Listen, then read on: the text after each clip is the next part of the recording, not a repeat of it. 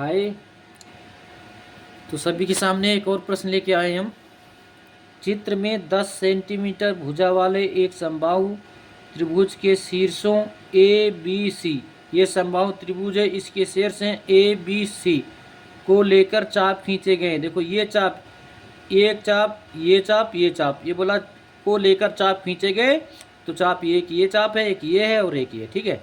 जो भुजाएं B C यानी बी सी को डी पे और सी ए को ई पे और ए बी को एफ एन काटते हैं, ठीक। छायांकित भाग का क्षेत्रफल ज्ञात करो, यानी इस चाप के अंदर का, इस चाप के अंदर का और इस चाप के अंदर का क्षेत्रफल निकालना है आपको, ठीक है। तो इसके लिए देखो यहाँ पे हमने लिख दिया प्रॉपर, प्रश्नानुसार समबाहु त्रिभुज की भुजा कितना है, समबाहु त्रिभुज की भुजा कर दो, यहाँ कर दो भुजाएं कर दो, कितनी 10 सेंटीमीटर की हैं, ठीक। 10 सेंटीमीटर की भुजा बराबर 10 सेंटीमीटर, ठीक। जो चाप ए बी द्वारा मध्य बिंदु पर विभाजित होती हैं। अतः चाप की त्रिज्या बराबर कितने है जी, 10/2, किंतु मध्य बिंदु पर चाप में विभाजित कर रहा है भुजा को, तो मध्य का मतलब 2 से भाग दे दियो, तो 10/2 बराबर कितना है, 5 सेंटीमीटर आ गया। अतः त्रिज्या आर बराबर 5 सेंटीमीटर, ये आपको पता हो गया।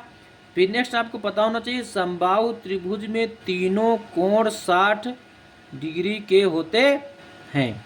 अतः आंतरिक कोण आंतरिक कोण यानी चाप का आंतरिक कोण बराबर 60 डिग्री का आ गया, ठीक है।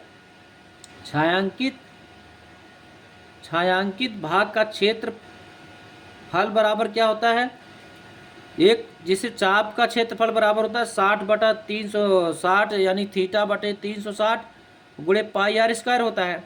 यहाँ पे देखो तीनों जगह 60 ही है और तीनों जगह आर का भी मान सेम है, इसलिए चाहे जोड़ दें या एक को लेकर के 3 से गुणा हमने कर दिया, यहाँ पे 3 गुणे 60/360 गुणे पाई आर स्क्वायर, ओके। अब यहाँ पे देखो हमने काटा क्या, पहले क्या किया, 60 से 300 यानी इसको काटा हमने 360 का, तो 60 गुणे किया तो कितना आएगा यहाँ पे 6, यानी 36, 60 गुणे 60 का 6 पहाड़ा 6 बार पढ़ोगे 360, तो ये आया 6। फिर 6 को हमने भागा कितना 6 और यहाँ पे बचा कितना 3 था, तो 3 दूनी 6, 3 एक कन्नम 3 और 3 दूनी 6 कर दिया, ठीक है। अब जो बचा आगे हमने लिखा 5×25/2 गुणे पाई का मान 22/7, फिर 2 से 22 को काट दिया 11 बचा।